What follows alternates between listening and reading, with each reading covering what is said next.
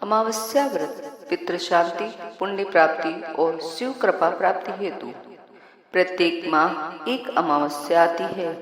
अमावस्या का व्रत पितृ शांति, श्राद्ध कार्य, तर्पण और विशेष शांति के लिए किया जाता है। इस दिन व्रत, जप, तप और अन्य कार्य करने से पुण्य फलों की प्राप्ति होती है। इस व्रत को विवाहित स्त्रियां अपने पति की लंबी आयु के लिए करती हैं। अमावस्या तिथि पर गंगा स्नान का बड़ा महत्व है। इस दिन मौन रहकर स्नान करने से सहस्त्र गोदान के समान पुण्य की प्राप्ति होती है। इस दिन कुरुक्षेत्र के ब्रह्मा सरोवर में डुबकी लगाने का भी बहुत अधिक पुण्य माना गया है। ऋषि व्यास के अनुसार इस तिथि में स्नान ध्यान करने से सहस्त्र गोदान के समान पुण्य फल प्राप्त होता है। अमावस्या के समय पितृ तर्पण कार्यों को करने का विधान माना जाता है। अमावस्या को पितरों के निमित्त पिंडदान और तर्पण किया जाता है। मान्यता है कि अमावस्या के दिन पितरों के निमित्त पिंडदान और तर्पण करने से पितर देवताओं का आशीर्वाद मिलता है। इस दिन तीर्थ स्थान, जप, तप और व्रत के पुण्य से ऋण या कर्ज, पापों से मिली पीड़ाओं से छुटकारा मिलता है। इसीलिए यह संयम, साधना और तप के लिए श्रेष्ठ माना जाता है। पुराणों में अमावस्या को कुछ विशेष व्रतों के विधान हैं, जिससे तन, मन और धन से कष्टों से मुक्ति मिलती है। इस दिन प्रातःकाल उठकर नित्य कर्म तथा स्नान कर स्वच्छ वस्त्र पहन ले। अब सभी पूजन सामग्री लेकर पीपल के वृक्ष के पास जाए। पीपल की जड़ में लक्ष्मी नारायण की स्थापना करके दूध जल अर्पित करे। पीपल की जड़ में सूत लपेट दे। भगवान का ध्यान करके पुष्प, अक्षत, चंदन, भोग, दूध इत्यादि अर्पण करे।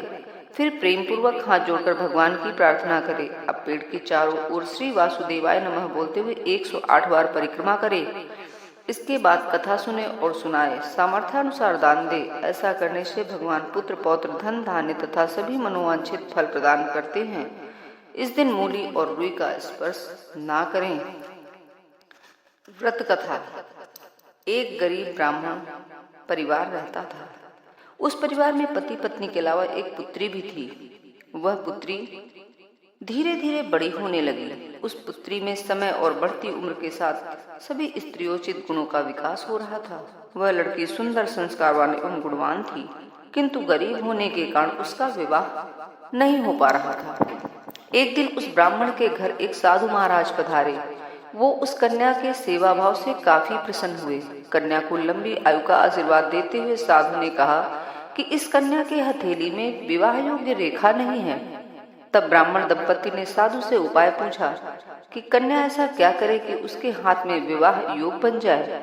साधु ने कुछ देर विचार करने के बाद अपनी अंतर्दृष्टि से ध्यान करके बताया कि कुछ दूरी पर एक गांव में सोना नाम की धोबिन जाति एक महिला अपने बेटे और बहू के साथ रहती है, जो बहुत ही आचार विचार और संस्कार संपन्न तथा पतिपरायण है।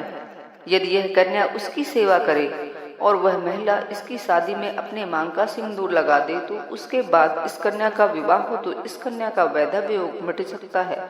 साधु ने यह भी बताया कि वह महिला कहीं आती जाती नहीं है। यह बात सुनकर ब्राह्मणी ने अपनी बेटी से धोबिन की सेवा करने की बात कही। अगले दिन कन्या प्रातःकाल ही उठकर सोना धोबिन के घर जाकर साफ सफाई और अन्य सारे काम करके अपने घर वापस आ जाती।